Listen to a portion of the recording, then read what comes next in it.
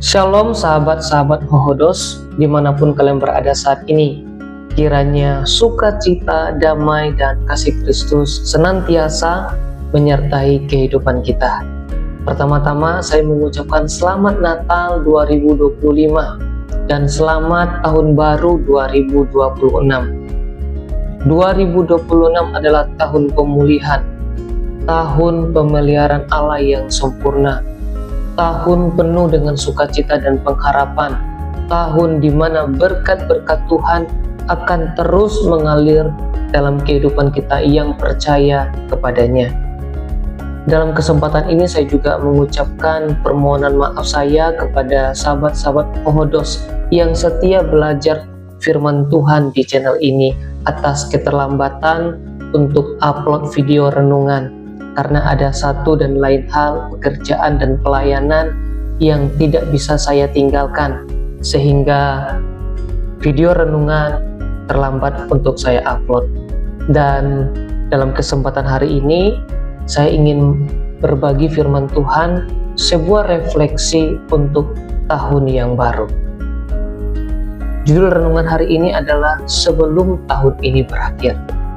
Teks renungan saya ambil di dalam Mazmur 139 ayat 23 sampai dengan ayat 24. Demikianlah firman Tuhan.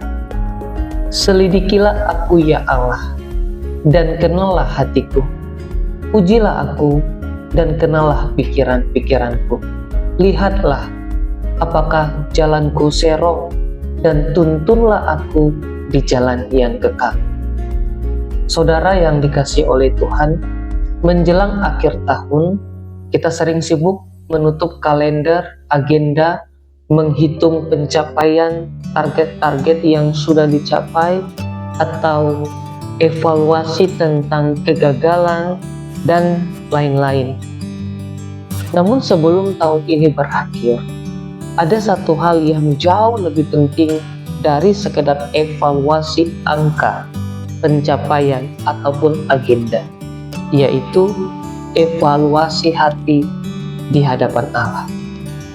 Saudaraku yang terkasih, Mazmur 139 tidak ditulis oleh orang yang hidupnya sempurna, melainkan oleh Daud, seorang yang mengenal keberhasilan, kegagalan, kejatuhan, kemenangan. Di akhir Mazmur ini, Daud tidak berkata, "Tuhan, aku akan menilai diriku sendiri," melainkan, "Selidikilah aku ya Allah." Dari renungan ini ada beberapa hal yang dapat kita pelajari.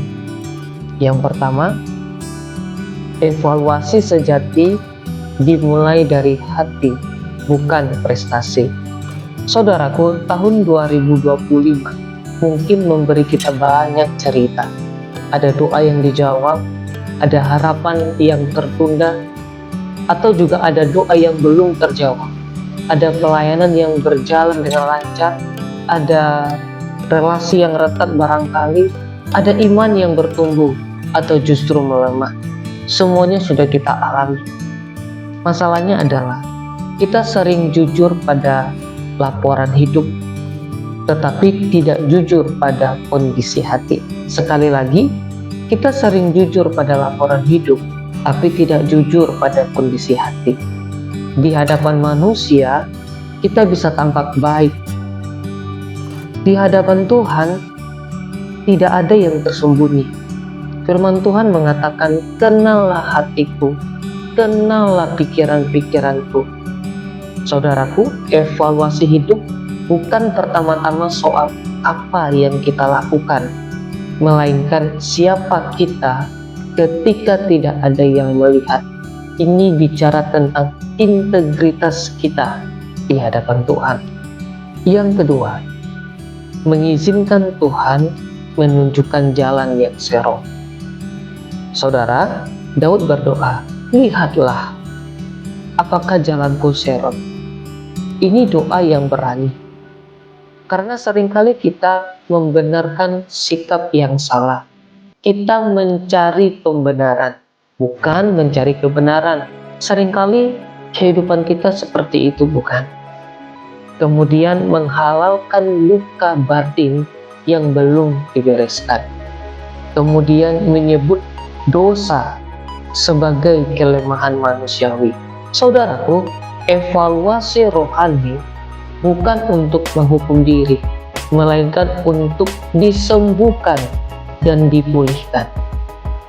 Tutup tahun bukan waktu untuk menyangkal kesalahan, tetapi waktu yang tepat untuk berkata, Tuhan, jika ada yang salah dalam hidupku tahun ini, aku ingin Engkau menunjukkannya. Pulihkan hidupku, sembuhkan sakitku Tuhan. Yang ketiga, evaluasi tanpa Tuhan melahirkan penyesalan. Evaluasi bersama Tuhan melahirkan pertobatan. Saudaraku yang terkasih, Mazmur ini tidak berhenti pada penyelidikan, tetapi pada permohonan. Dengan kalimat Daud seperti ini, Tuhan, tuntunlah aku di jalan yang kekal. Apa artinya? Artinya adalah Tuhan bukan hanya menyikapkan, tetapi juga menuntut. Kita rindu langkah kehidupan kita setiap hari selalu dituntun oleh Tuhan, selalu diarahkan oleh Tuhan, agar hidup kita benar di hadapannya, agar hidup kita layak di hadapannya dan berkenan di hadapan Tuhan. Saudaraku, banyak orang menutup tahun dengan penyesalan, tetapi Tuhan rindu kita menutup tahun dengan pertobatan dan pengharapan.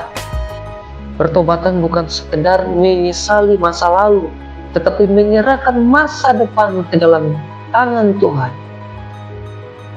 Saudaraku, sebelum tahun ini berakhir, mari kita bertanya dengan jujur, apakah hatiku masih lembut di hadapan Tuhan? Apakah imanku bertumbuh, stagnan, atau menjauh? Apakah ada dosa yang belum dibereskan? Apakah aku berjalan di jalan Tuhan atau hanya di jalanku sendiri? Saudaraku, ini bukan untuk kita saling menghakimi, tetapi untuk membiarkan Tuhan bekerja dalam hati kita masing-masing. Bagian penutup, saudaraku yang terkasih, tahun 2025 akan berlalu, tetapi hasil penyelidikan Tuhan atas hidup kita tidak akan sia-sia. Jika kita mau merendahkan hati kita, maka Tuhan akan terus bekerja mendatangkan kebaikan, bahkan melampaui apa yang kita pikirkan. Sebelum tahun ini berakhir, jangan hanya menutup agenda, bukalah hatimu di hadapan Allah. Izinkan Dia terus bekerja menyelidiki hatimu dan hatiku, agar hidup kita benar di hadapan Tuhan. Tuhan Yesus memberkati.